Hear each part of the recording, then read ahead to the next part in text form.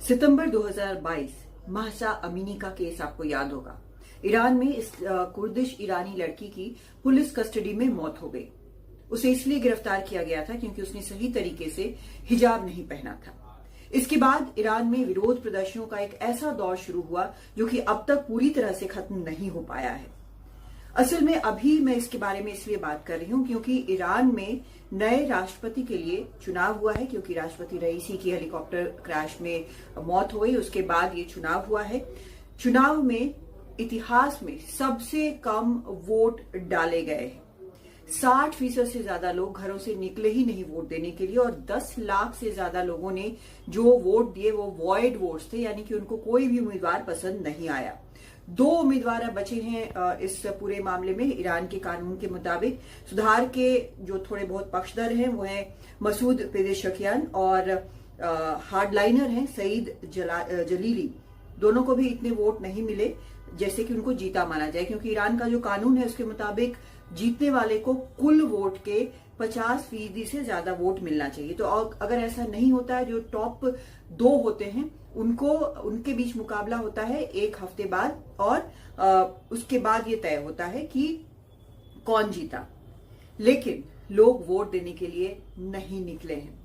ये हालात बार बार हो रहे हैं, खासकर युवाओं को, जिनको बार बार अपील किया गया था कि वो बाहर निकले। खुद सुप्रीम लीडर ने अपील किया था कि लोग बाहर निकले, युवा बाहर निकले और वो वोट दें।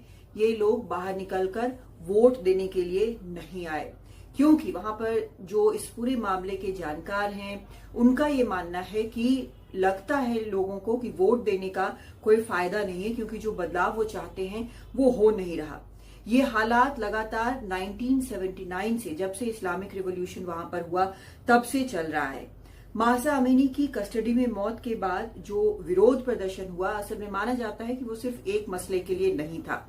वो महीनों का, कई सालों का वो जो फ्रस्ट्रेशन था, वो जो गुस्सा था, वो निकलकर बाहर आया। खासकर युवाओं को ये लगता है कि उन्हें उस तरह की आजादी नहीं है जैसी कि होनी चाहिए।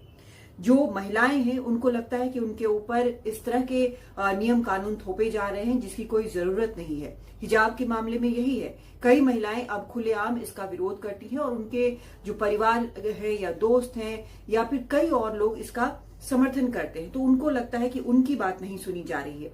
कई लोग ऐसे हैं जिनको ये लगता है कि ये जो सरकार है वो उस तरह की नहीं है जिससे देश को फायदा हो। उनको लगता है कि एक सेक्युलर उदारवादी सरकार होनी चाहिए जिसके रिश्ते पश्चिम से बेहतर हों। बेहतर होने से वहां पर आर्थिक सुधार आएंगे और हालात जो बिगड़े हुए हैं, आर्थिक हालात, वो सुधर पाएंगे।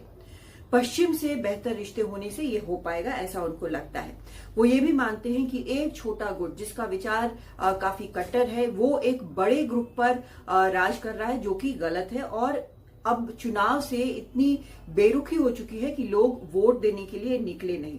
मतलब कुल मिलाकर सरकार पर जिस तरह का, या चुनाव पर जिस तरह का भरोसा होना चाहिए कि चुनाव से सरकार बदलेगी, वो भरोसा लोगों में नहीं है। एक साफ दरार नजर आती है। सरकार जो कहती है, सरकार जो कर रही है, सरकार जो मानती है वहां पर ईरान में, और जो लोग, जो बड़ी संख्या में लोग वहां पर चाहते हैं, उसके बीच बहुत ज्यादा फर्क नजर आता है। और ये जैसे हमने देखा है कि किस तरह से अमेरिका के सामने ईरान की सरकार खड़ी है, किस तरह से इजराइल से वो भिड़ी हुई है, और कई तरह से उनके खिलाफ जो काम कर रहे हैं, हुती हों या फिर हिजबुल्लाह हों, उनको सपोर्ट कर रही है।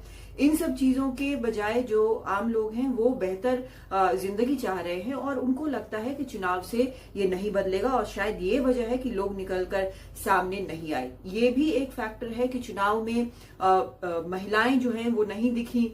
दूसरी तरफ जो बिल्कुल तेज सुधार की बात करते हैं वो भी चुनाव में कहीं पे भी चुनाव नहीं लड़ रहे हैं। यहां तक भी खबर निकल कर आई कि जो एक कैंडिडेट हैं जो कि थोड़ी बहुत सुधार की बात करते हैं, उनको एक संकेत के तौर पर बोला गया है कि वो अपनी स्पीच को थोड़ा सुधार लें, यानी उस तरह से ना कहें सुधार की बात जैसे जो सरकार के पक्ष में ना हो। तो लोगों को लगता है कि ये सब भी सरकार के फिक्स किए हुए कैंडिडेट है और ये वजह है कि 50% वोट किसी एक कैंडिडेट को नहीं मिला और अब एक बार फिर से चुनाव होगा। और ये चुनाव भी जैसे कि कोई भी इंटरनेशनल ऑब्जर्वर शुक्रवार के चुनाव में भी नहीं था, वैसे ही उसमें भी नहीं होगा। तो क्या अब आगे क्या होगा, ये देखने वाली बात होगी कि ईरान में आखिर क्या होता है। दिल्ली से कादम्बिनी शर्मा, एनडीटीवी इंडिया।